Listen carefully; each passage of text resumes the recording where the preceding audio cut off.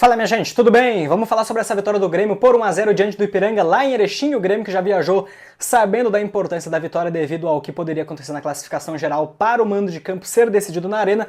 E de maneira inacreditável, imagino que vocês já tenham visto, o Juventude conseguiu revirar uma partida que o Pelotas tinha virado com 2 jogadores a menos. No último lance da partida, o Juventude conseguiu a vitória por 3 a 2 então diante do Pelotas e por conta disso o Grêmio vai ter que decidir fora de casa no Alfredo Jaconi. Não que isso seja uma coisa apavorante, a gente está falando do Campeonato Gaúcho do Juventude, mas mesmo assim é meio merda a gente decidir uma decisão fora de casa. Pelo menos é o que a maioria das pessoas, torcedores, enfim, consideram. Tem quem prefira também tirar um pouco da pressão e jogar para o adversário, mas daí vai de cada um, né? Se prefere ou não jogar a decisão em casa ou fora. O fato é que o Grêmio vai ter que decidir no Alfredo Jaconi, primeiro o jogo na Arena e a volta sim lá em Caxias do Sul contra o Juventude, tá certo? Vamos falar sobre essa partida que teve alguns pontos bastante interessantes.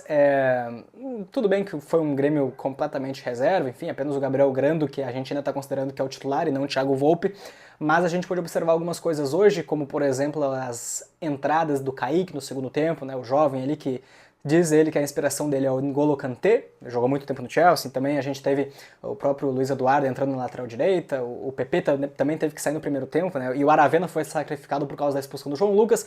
Enfim, a gente teve alguns bons pontos interessantes, assim, acho que é muito bom o Quinteiros, que nem viajou, né? Foi o auxiliar, dá ritmo para essa gurizada também, o próprio Arezzo, o Monsalve também jogando uma minutagem. O Arezzo terminou o jogo, né? O Monsalve saiu um pouquinho antes, mas também foi bastante interessante então ver esse pessoal atuando aí pelo menos uma parte quase que completa dos 90 minutos da partida. Pontos interessantes do Grêmio que eu pude notar foram as jogadas trabalhadas, por mais que não tenha nem de perto a efetividade do time titular, por óbvio, mas foi interessante também ver o entrosamento que esse time consegue ter. Infelizmente, tudo que a gente for falar fica um pouco descontado pela expulsão do João Lucas de uma forma bizarra, um lance ali que ele acaba sofrendo uma falta por baixo, ergue o braço numa intenção de se proteger do outro jogador que estava se aproximando e o VAR chama e o árbitro acaba expulsando. Pelo que eu vi aí na internet, cara, tá geral, todas as páginas aí de futebol achando completamente absurdo, basta você ver os comentários das transmissões por aí que já falam que é uma expulsão totalmente equivocada e que o João Lucas foi expulso de maneira injusta, para ser muito educado, no mínimo não falar nenhum tipo de palavrão, mas me parece até uma falta de inteligência do árbitro ao não interpretar aquele lance onde ele foi chamado pelo VAR. Enfim, o Grêmio acabou por ter o seu jogo, então, muito prejudicado, ainda conseguiu vencer mesmo assim, né, com um gol do Monsalve no segundo tempo, que a gente já vai chegar lá. Mas no primeiro tempo ainda o Grêmio, então, antes da expulsão já estava marcando alto, marcando em cima, construiu as principais oportunidades e tinha o domínio da bola no meio campo. Claro que depois da expulsão o Ipiranga se soltou um pouco mais, foi mais pro ataque, mas mesmo assim eu não acho que o Ipiranga tenha levado um perigo nem de perto considerável ao gol do Gabriel Grando, que até acho que fez boa partida também, enfim, hoje não teve complicações com os pés, vamos dizer dessa forma.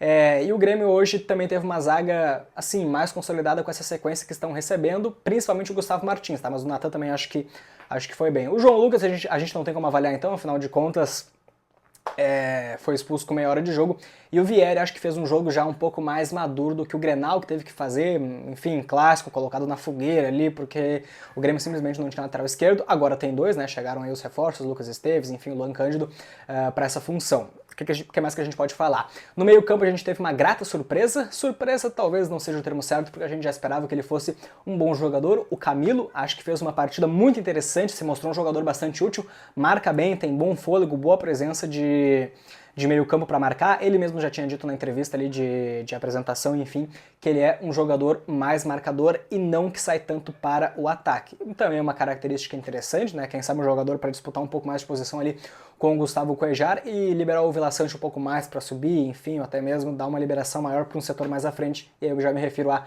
Cristaldo ou Monsalve. Os dois juntos eu não acredito que vai acontecer. Monsalve, que também é o capítulo à parte desse jogo. O Arezzo, vou falar um pouquinho antes do Arezzo, acho que tentou bastante, se movimentou bem, mas tanto o Arezzo quanto o Aravena ainda falta, me parece, um amadurecimento nas tomadas de decisões próximas do gol. O Aravena errou um gol na cara do goleiro praticamente, enfim, uma bola também que veio para ele num erro do zagueiro do Ipiranga.